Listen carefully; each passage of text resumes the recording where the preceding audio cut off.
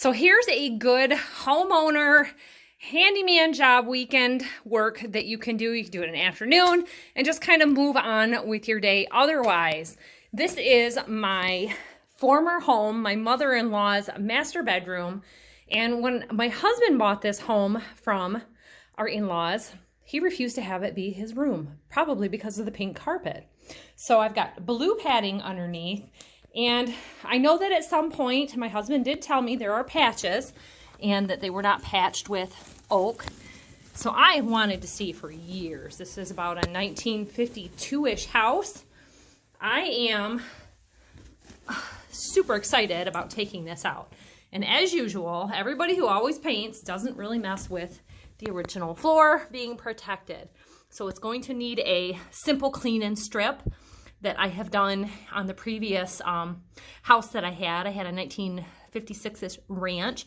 This is a Cape Cod, and we'll have to take off that tack strip. That's a nice job.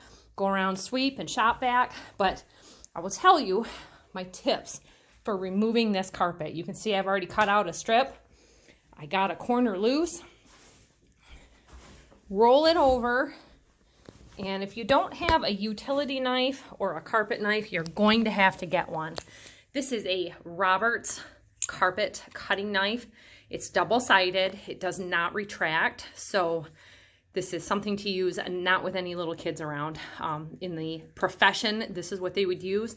And it cuts through this woven back so easy. If you try to cut through the top, you're just going to dull your blade. And I can tell you, these professional carpenters do not get slowed down or tolerate a dull blade. So if you're dealing with a dull blade, just switch it, because the dull blade is always more dangerous than a sharp one. So you can see right here is my seam for the carpet padding. So if I wanted to, I could just roll that over and cut it. It is so easy to just make this into strips and sections and take it out rolled up. And we have a farm. I use the baler twine from the hay and the straw to tie it up to get it out of the house. That way I've got one hand on the roll, one hand on the twine, and I can get it out.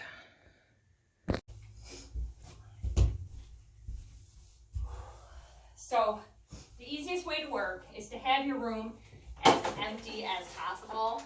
Things like this old TV, they're gonna get thrown in the dumpster right with the carpet. When you remove carpet this way, you don't have to worry about trying to get rid of a giant old roll of carpet.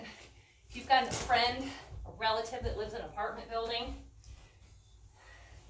go give them a visit, donate a carpet roll to them, because it will save you so much time.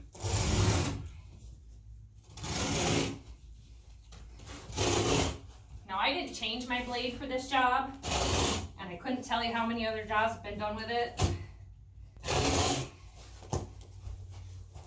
I haven't probably picked up this knife for 2 years.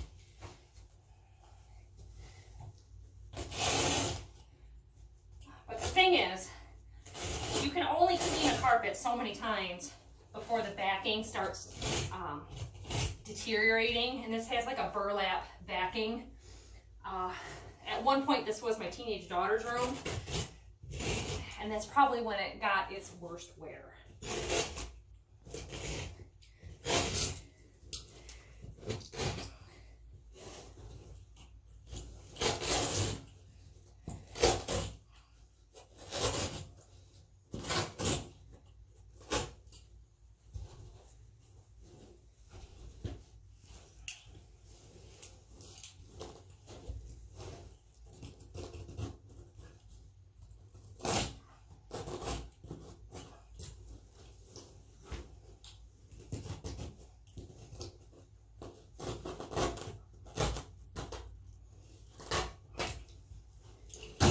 Now, if you've ever seen carpet installers, those flooring guys usually work in a team. 2 guys. It's usually a big guy and a small guy. The older guy and the apprentice. And they just work together. They do a tear out like this, See how much easier that is to manage than a great big roll trying to pull it out of this house. So what I end up doing is filling my car. You can fill the back of your truck. I just tie it up for easy disposal. If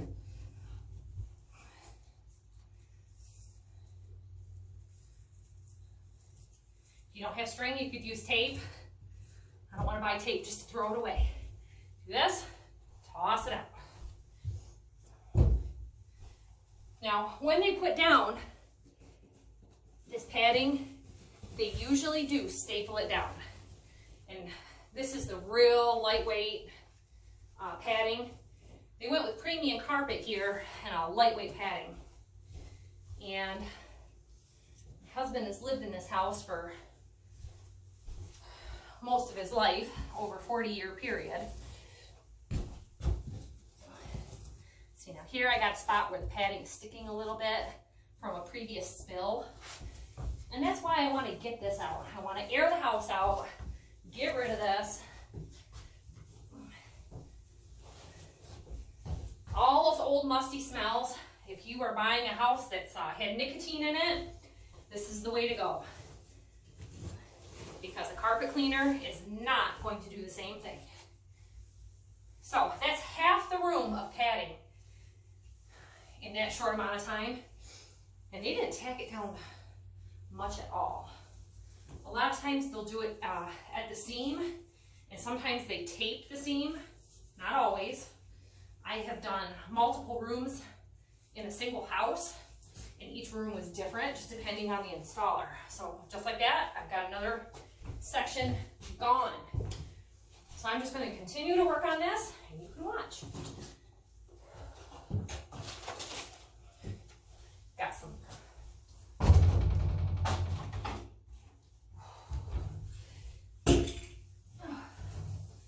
Now, if you've got bifold doors like this, it's usually easier to work with them off. I always try to see what I can do before I get into doing things like that.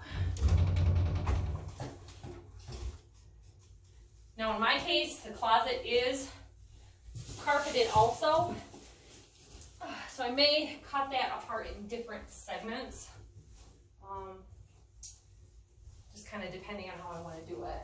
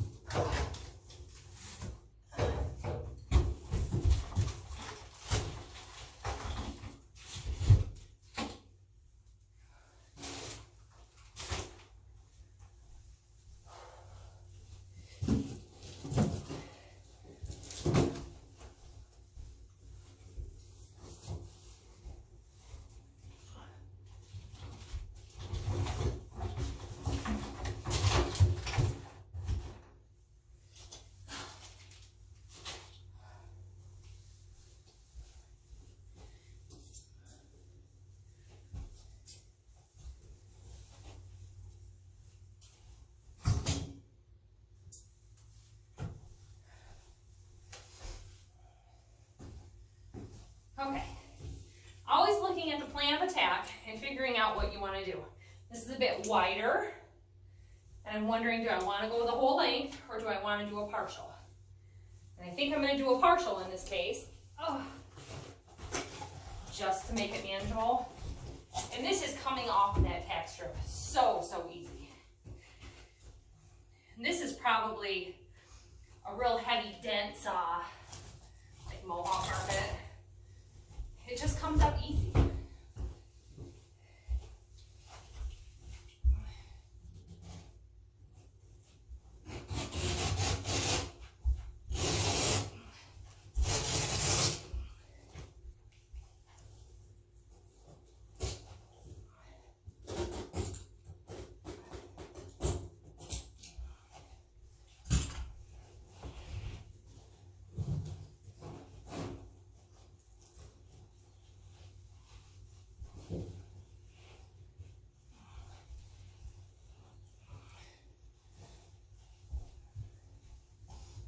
So the thing is, if you hire a big box store company to install your carpet, say you buy a couple of rooms full of carpet to get the free install, sometimes they're going to charge you extra for the removal of your old carpet. Partly it's the disposal fee, like to a dumpster. And sometimes it's just the labor of getting this out. It's a great workout, I'll tell you. I'm working up a sweat.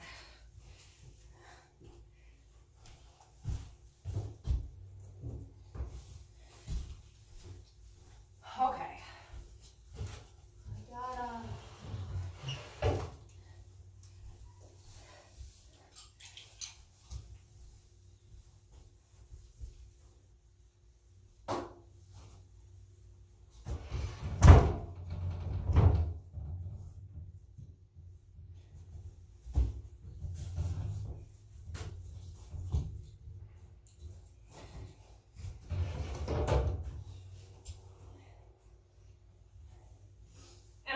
For me, I'm going to have a little trouble. There's a built-in closet tower sitting on the carpet. So I'm going to have to cut around that for now and then cut it out, take this apart a bit when it comes time to put in the new flooring.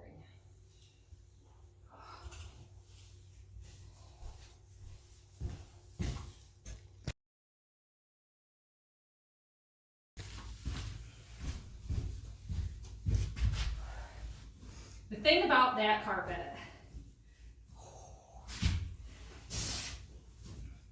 is it makes the room feel small. A dark color, light colored walls. She had wallpaper of some variety all over at some point.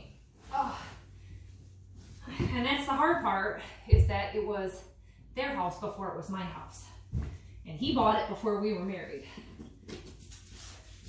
It's a great house. But when you buy a house that your mother-in-law decorated, it's really hard to get your husband to agree for you to decorate it, because he's already lived through a lifetime of her redecorating. And then I've got her, I would have done it that way. Or, well, what didn't you like about the wallpaper 30 years later? So I had, here's a sample of the wallpaper. A little blue with dots, pink, white dots. And it was like goose. A goose border everywhere. So my husband had told me, so I'll show you. I would guess my father-in-law was about 30 when he bought this house. Beginner homeowner, you know, type work. So that's what we're gonna find underneath. And I'm looking at one of his patches here right now. And let's say he wasn't gentle with his saw in areas of the wood floor. But I can fix it. But the thing is, I can fix it. So this doorway was not here originally. I don't know if there was a window. I'd like to put it back to a window. I hate sliding glass doors. So he put a patch in where there was a register and they moved it over to the wall. That's fine. We could even put the register back to here.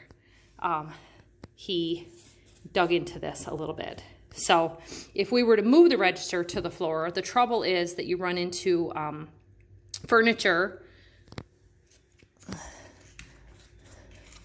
Needs to do a lot of housekeeping with the sweeper and whatnot, but he cut into there. But what you can do is, there's a great video on this old house, Tom Silva, and I can see at some point somebody had sanded a little bit here. There's a bit of a dip, you can see that. So this has probably been sanded once. And I can see some swirl marks, probably from the varnish or the sander. So we could possibly wood fill that, but we have to patch this anyway. What you can do is look on Craigslist, look on places like the Habitat for Humanity Restore, and get yourself a bin full of wood flooring that matches. So you want to watch for the width. So this is probably 2 1/4 inch. and generally it's 3/4 inch thick. Flooring, get some of that for scraps. So this will come right out of there and you'll never see a thing. Another thing you can do is fake it.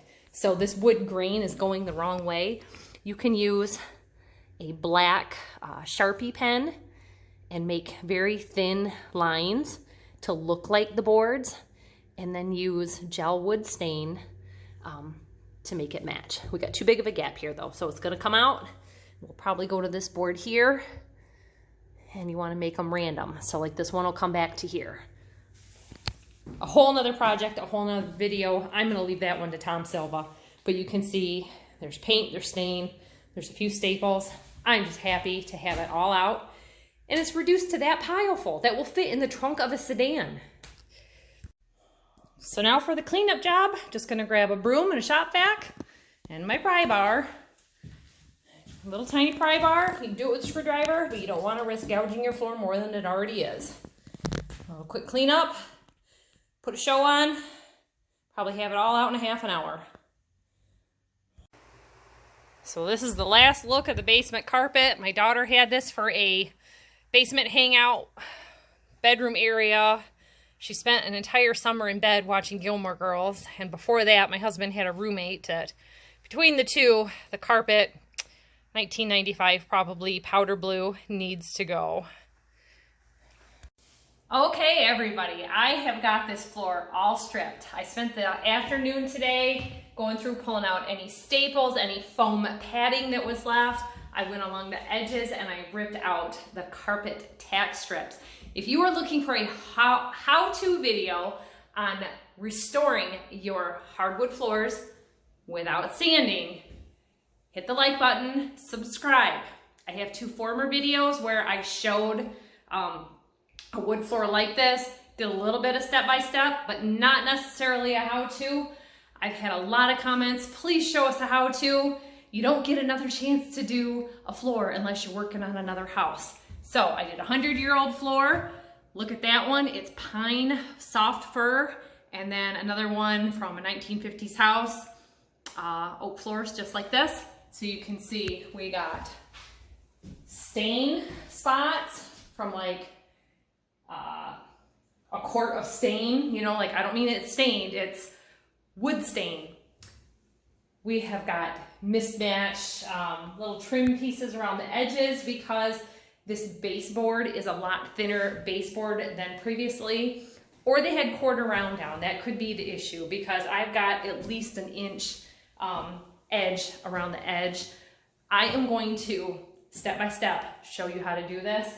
And as much as I'd like to rip this door out today, it's not gonna happen. Finding steel replacement siding right now is not in the budget or the plans, so we're gonna make it look the best we can, with or without a patch, maybe doing a rug.